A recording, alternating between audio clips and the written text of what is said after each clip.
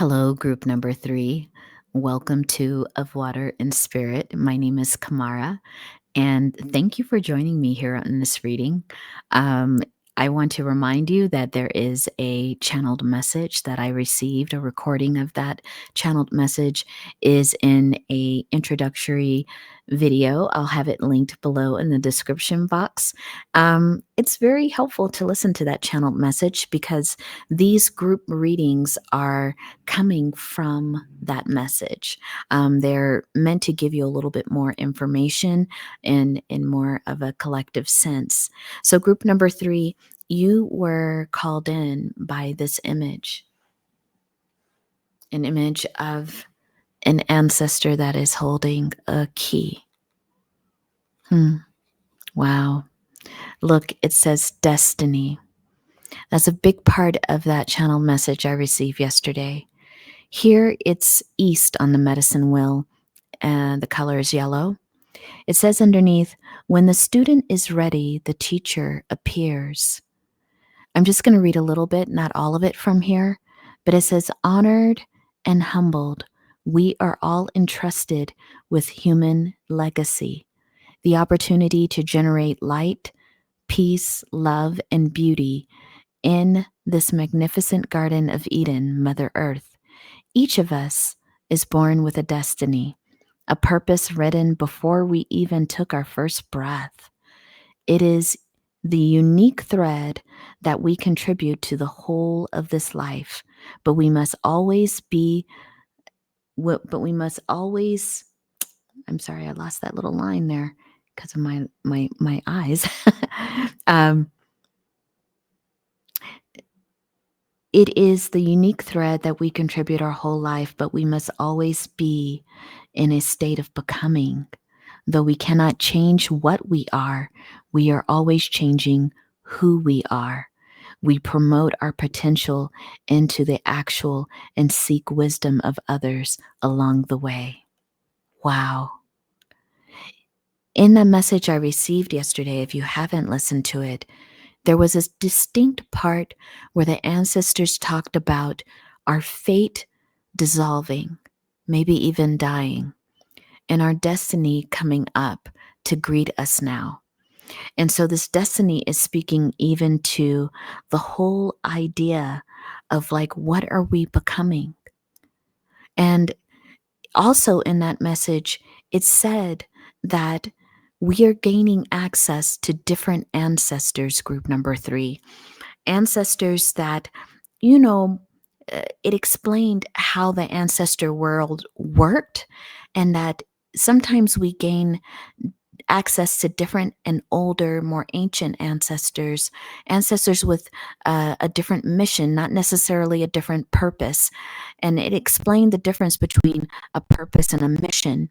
But these ancestors are at a doorway holding a key for us.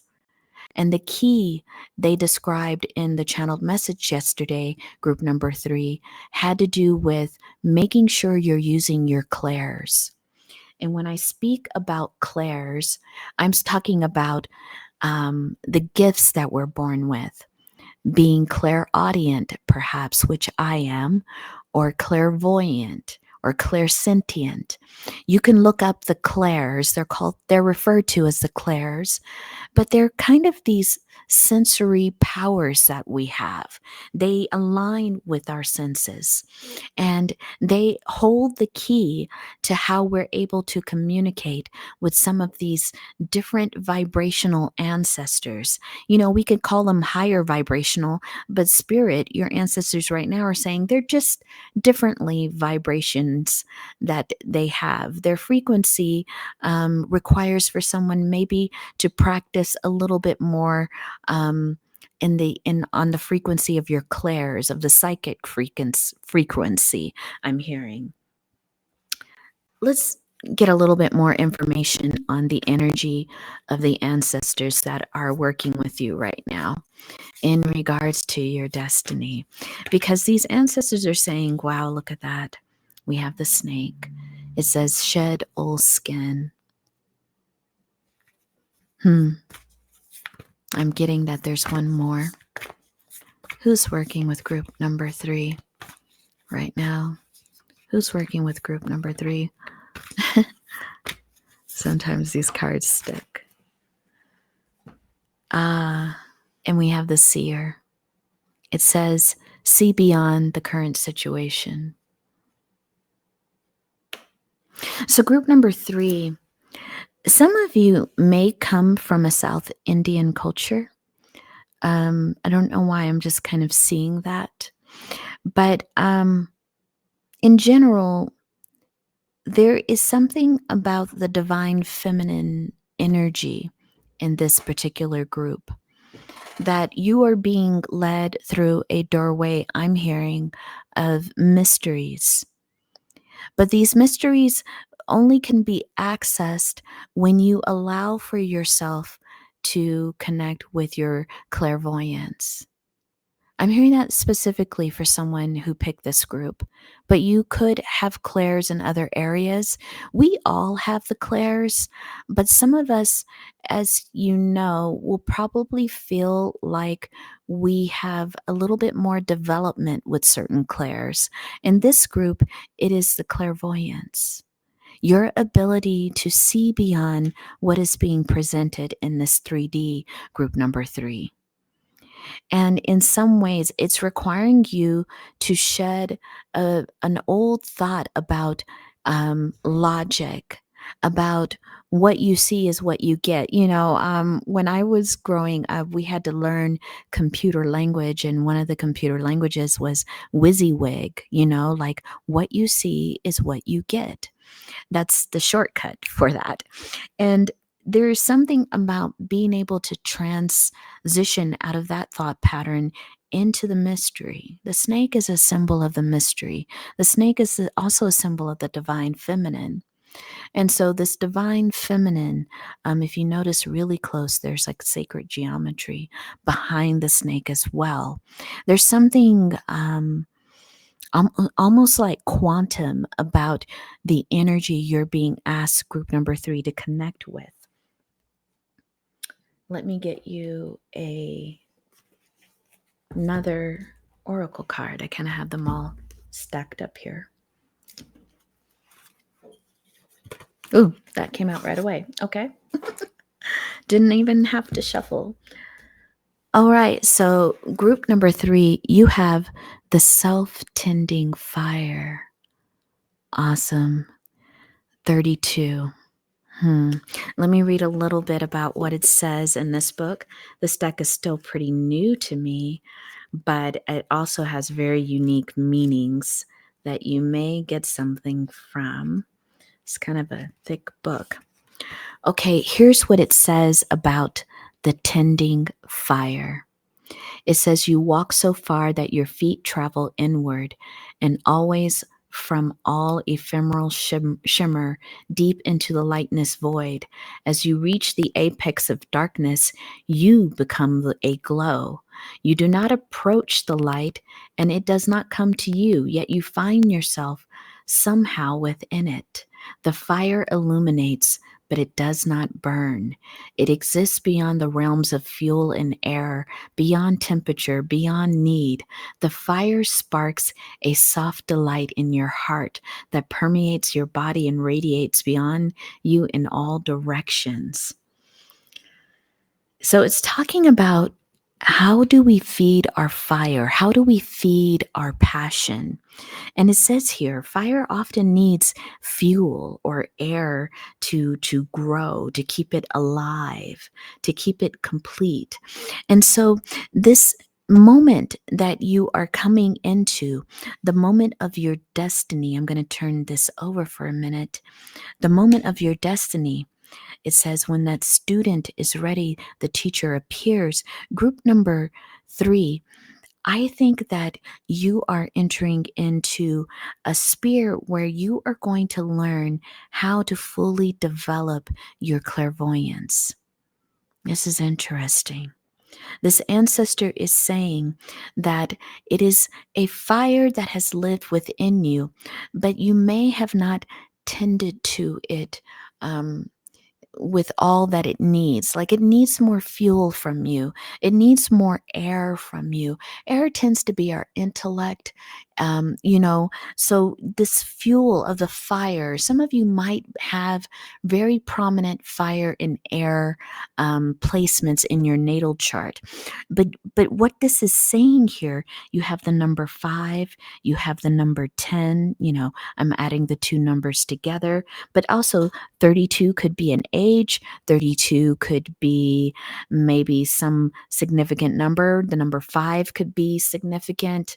I think the number 5 is Leo for some people, again, a fire sign.